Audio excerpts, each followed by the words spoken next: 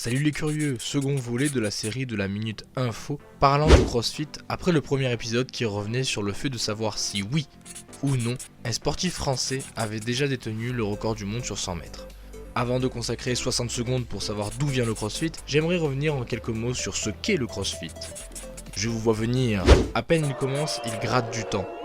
Et oui, je suis condamné par caractère de toujours vouloir en faire trop. Allons-y.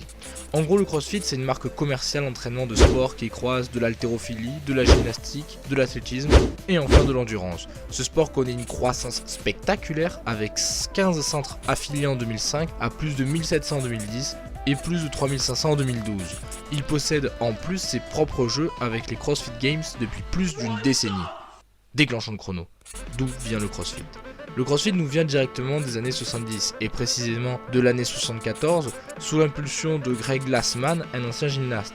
Cet américain a ouvert le premier centre de CrossFit à Santa Cruz seulement en 1995.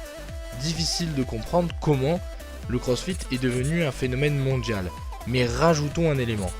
Internet. En 2001, Glassman ouvre un site internet pour partager ses entraînements, WOD, Work of the Day, et développer ainsi une communauté.